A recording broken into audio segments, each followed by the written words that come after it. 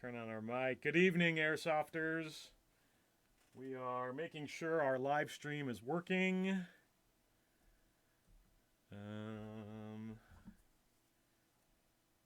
Hopefully, we'll give a minute or so just to let everybody jump in. The crowds of people. I'm actually just watching our viewer count. Yeah, so I mean, I see it right here. Mm-hmm. I don't know why it's not working for us. There it is. Check your phone real quick.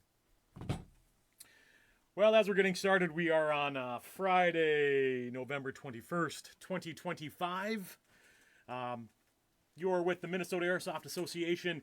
This will be what we're hoping is a first in a series of interviews that we'll do with local community members, and maybe we'll expand that to other people as well as time goes on.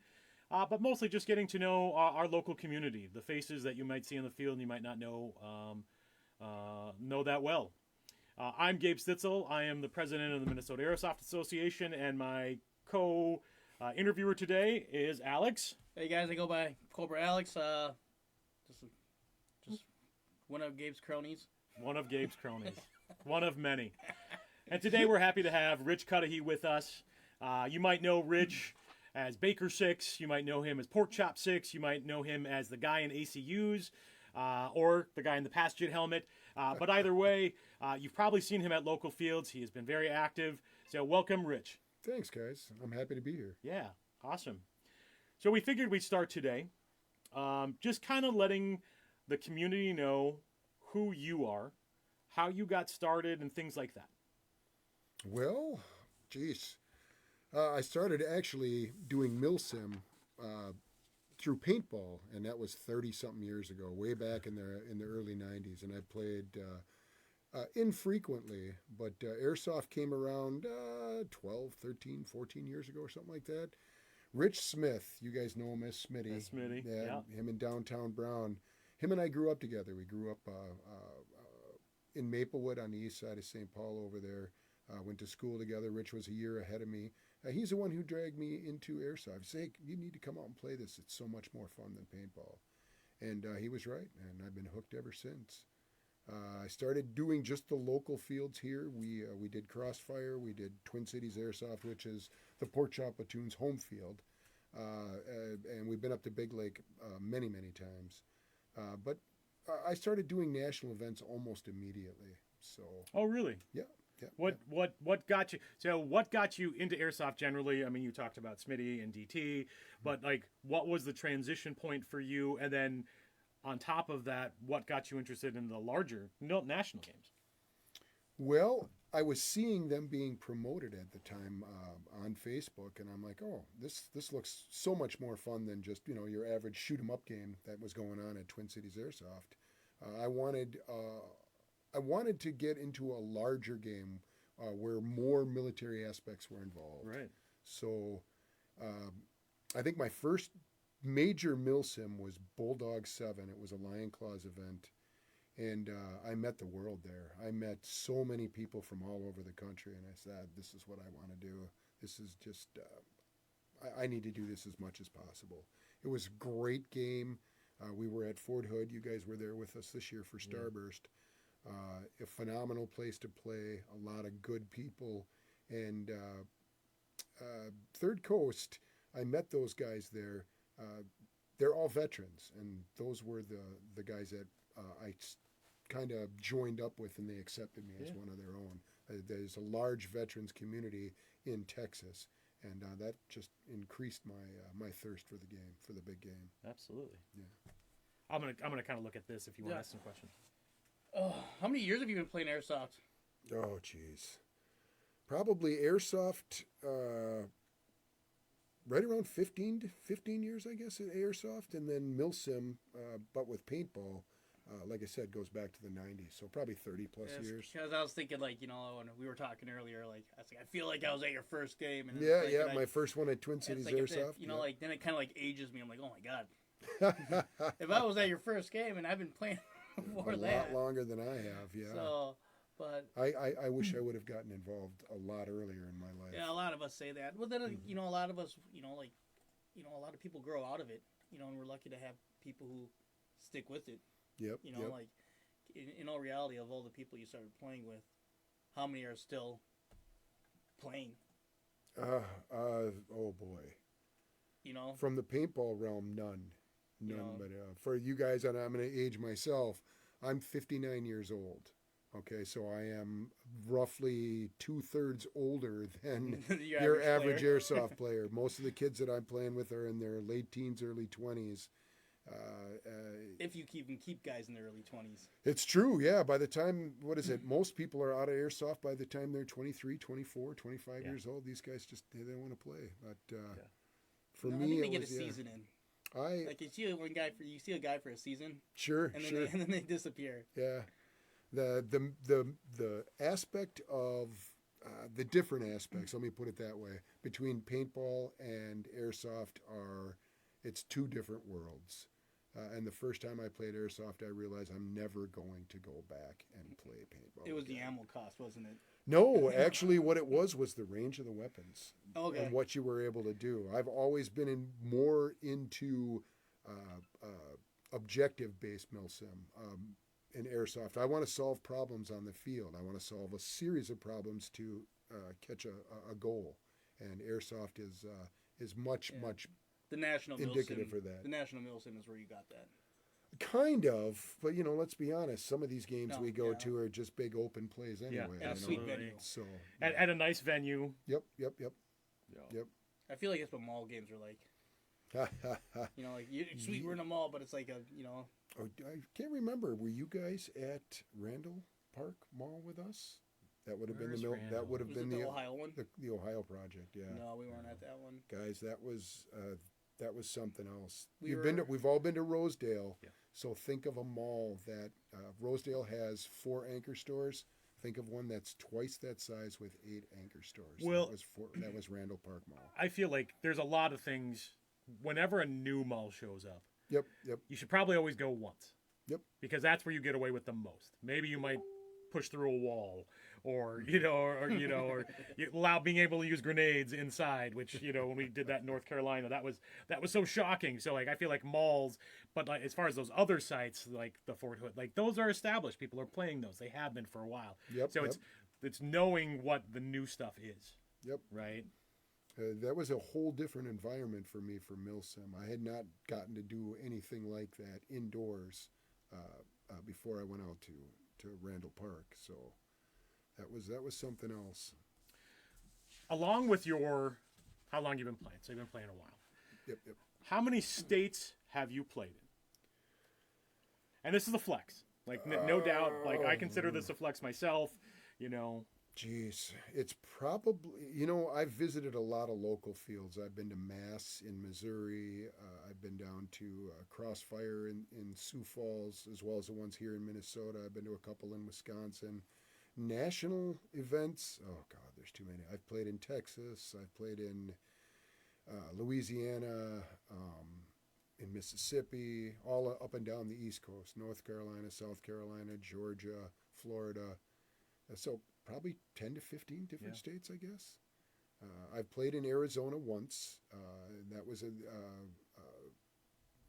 it's a different game out there. It really is. The West Coast it's more speed soft. We've heard that term, speed soft.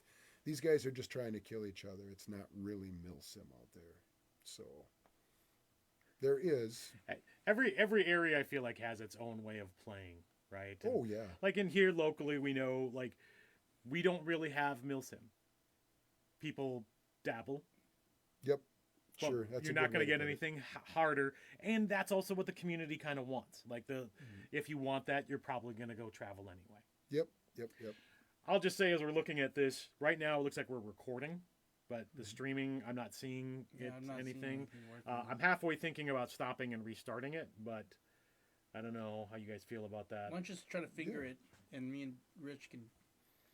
We'll just keep going. Yeah, if you have to do that. If we have to do it, we got to do it. But I would try to finger it and see if you can. I don't think we're on board, are we? I'm not seeing anything on the computer. I only see one live stream, and it's me. Something's not right. Yeah, something's not right there. Yeah, I'm literally watching us over here. I'll say one thing about with Rich, guys, is that every time I see Rich on the field, he's an open book, man. This is me describing you. He's a great guy. He's easy to walk up to, ask him anything about his gear, about his guns. He's very nice. He's open. He's more than welcome to take you under his wing, like especially when we're playing. He's trying to get everybody motivated and going and doing things that, like, man, how do you do that, man? Like, you're old. Like, I see Rich running down the road. Yeah. I'm like, nope. Yeah. I'm already pooped. That's part of the game, though. I mean, one of the things that made me look for a better game was the lack of leadership that you see. If you've got people out there who are leading you in combat, if they don't know what they're doing, you're all doomed. Yeah. You really do. So I rely a lot on my military background. I'm a trained observer, an expert in, I don't want to say expert, but an expert in standard infantry skills. So, I know how to maneuver under fire. I know how to suppress and get everybody where they need to go. And in Airsoft, it seems to me that if you don't have somebody who can lead you that way, you're just doomed. It's just not a fun game. Attitude. Yeah. When you go in there, you have a great attitude. It doesn't matter if you're losing, dying, or if you got killed or anything. The attitude. Just have fun. Just have fun. And a lot of people are just looking for some direction. Yep. And once you start giving direction, there's a lot of kids who will listen to the most ridiculous things, and they'll just do it. Like, hey, run for it. Okay. Because sometimes you just need meat for the grinder. But herding cats. Now, I disagree with that. I think it's more like herding frogs, A cat you could never train. The cat always acts like he's sick of your shit. He walks away from you. He goes in on whatever. He does whatever he wants. Frogs, they're in that circle, and if you can just get them all to hop in the same direction, then you're doing okay. Listen to you. Yeah. Nice. I don't like metaphor. cats, so, yeah. What do you herding the frogs. Yeah, herding the frogs. There, you heard it first. There's a future T-shirt idea in that. A patch, yeah. I herd frogs. Hey, actually, the patch is even better. What do you look for when you're looking at a game? Whether it be something, let's think local. If you're going local, I just want to get out. I want to test gear. What is your mindset when you're thinking about going to any game? But let's start us local and then move us to like the bigger games. So you're talking, if I like to do Twin Cities Airsoft's high intensity. It's more objective-based games as opposed to just running around shooting guys who are not wearing the same armband as you. I'm looking for the leadership factor. I'm looking for the planning. If I've played with them before, I kind of remember what was it I didn't like. See if we can avoid that. When I'm looking for these big games, I'm looking for a set of problems to solve. I'm looking for a group to lead or somebody to lead us, somebody I can follow that I trust. That's it right there. It's leadership and experience. They make the game. I mean, like I said, if you're playing with a bunch of guys who don't know what they're doing, chances are you're not going to have that much fun. Yeah. So, well, and I know that you've also been to a point where you've done your version of recruiting, which is if you've played with someone and you've liked them, you'll pull them into your pork chop platoon kind of thing. Just say, hey, listen, I'd love to play with you again. Mm-hmm. And then there you're building relationships and then building a team at the same time. People you can rely on for future events. I've asked hundreds to join the pork chop platoon. They're on there. The one thing that I've noticed, I play a lot of games. I travel a lot. I do 6 to 8 major milsim games a year all over the country. And it's tough for people. For me, it's a little easy. I've been with my job for 30 plus years. I get a lot of vacation. I make good money. And let's be honest, Airsoft is expensive. Yeah, absolutely. These games are there. So being a sponsored player really helps with costs. But for me, I don't mind to do this. Is what I live for. It's my only hobby now. I don't do anything else. If I'm not at a milsim game, guys, I'm planning for the next one. So, yeah. You just touched on it, and it was something that we talked about earlier. Let's talk about sponsorships. Okay. How did that start for you? What does that mean for you without giving away too much, like the business side? You don't need to reveal like, oh, it's, I get paid $1 million every, I know that's not it, but like talk about how that started for you and then how that works in your current world. Well, the first time I led, a force or a force-size commander. Would have been Bulldog. Help me out here. Bulldog 8 How'd at you get Fort in that Hood. role? I volunteered for it. Yeah, I they feel had like that's a they big had thing. a lack of leadership for that event, and I had done it the year before, and there was no leadership there at all, and so I volunteered for it. And John Liu, who owns Operation Lion Claw's military simulation series, he said, "Hey, I'll pay for your ticket if you want to do this again." And I said, "Absolutely. We need it. You've got to have people who know what they're doing out there. You've got to have good leaders." So with that, I started volunteering at other events that I went to. Bulldog 9, which was a joint event between Third Coast Airsoft and Operation Lion Claws. It was Major Zuniga at the time. It's Sal Zuniga. He's the head of Third Coast Airsoft. He runs the show. He was there, and they needed a company commander, and I volunteered for it, and they threw me in there. And ever since then, Sal has asked me to come to his games. And after a year or two, he just said, "Hey, you're going to become one of my sponsored players. You're doing everything to help make the sport better. You're making us better by doing the planning." And there's a lot of planning that goes into a Third Coast game. You've got to do your roster. You've got to get everybody on the same page, find out who's carrying what weapons, this and all that stuff like that. And I've just been with them ever since. I have played in I don't know how many different big games for how many different milsim companies that have put them on.